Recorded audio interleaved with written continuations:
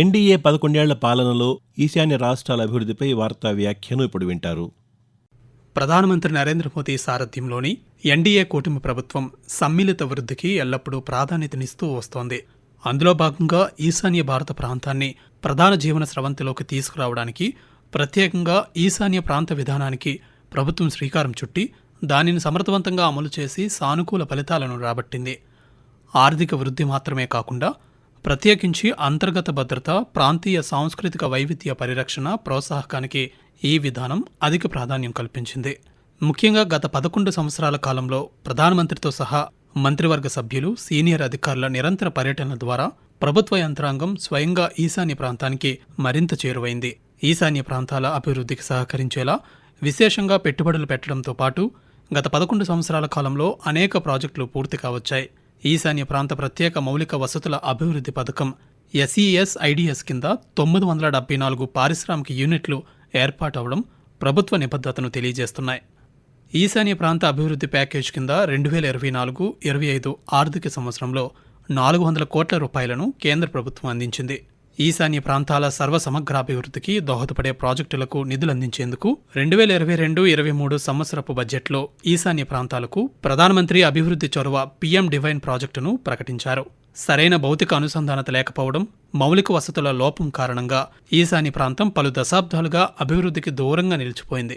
ఈ అంశాన్ని దృష్టిలో ఉంచుకుని దీర్ఘకాలంగా నిలిచిపోయి ఉన్న అనేక మౌలిక వసతుల ప్రాజెక్టులను గత దశాబ్దంలో సత్వరంగా పూర్తి చేశారు. గతంలో అప్పటి ప్రధానమంత్రి అటల్ బిహారీ వాజ్పేయి ప్రకటించిన బోగ్బీల్ వంతెన కూడా వాటిలో ఒకటి. 16 సంవత్సరాల సుదీర్ఘ జాప్యం అనంతరం 2018 సంవత్సరంలో ప్రధానమంత్రి నరేంద్ర మోదీ ఈ వంతెనను ప్రారంభించారు. ఇది కాకుండా రైల్వే నెట్వర్క్ను కూడా విస్తరించారు. స్వాతంత్రానంతరం మిజోరాంలో తొలిసారిగా ప్రయాణికుల ట్రయల్ రన్ను నిర్వహించారు.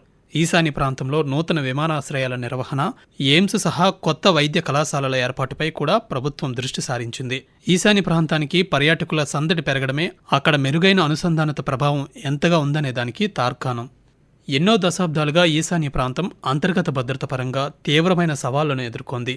ఎన్డీఏ కూటమి ప్రభుత్వం తీసుకున్న సమర్థవంతమైన చర్యల కారణంగా ఈశాన్య భారతదేశంలో భద్రతా పరిస్థితులు ఎంతగానో మెరుగయ్యాయి. ఈశాన్య ప్రాంతంలో 2014 నుంచి తీవ్రవాద సంఘటనలు తగ్గుతూ వచ్చాయి. ఫలితంగా సాయుధ సంఘర్షణల్లో భద్రతా సిబ్బంది, పౌర మరణాలు గణనీయంగా తగ్గాయి. అనేక శాంతి ఒప్పందాలపై సంతకాలు జరిగిన ప్రభావంతో ఈశాన్య భారతదేశంలో దౌర్జన్యకర సంఘటనల సంఖ్య తగ్గి శాంతి నెలకొంది. ఈ ప్రయత్నాలన్నీ ఈశాన్య ప్రాంతంలో ASSPA కవరేజ్ గణనీయంగా తగ్గేందుకు దోహదపడ్డాయి.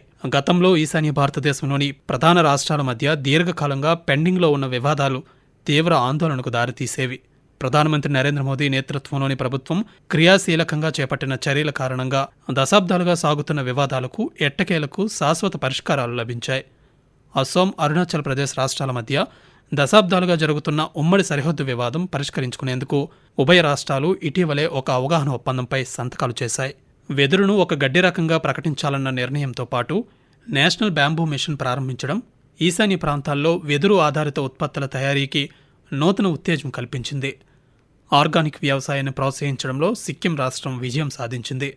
ప్రపంచంలోనే తొలిసారిగా 100% ఆర్గానిక్ రాష్ట్రంగా సిక్కిం అవతరించడాన్ని ప్రధానమంత్రి నరేంద్ర మోదీ ప్రత్యేకంగా ప్రస్తావించారు.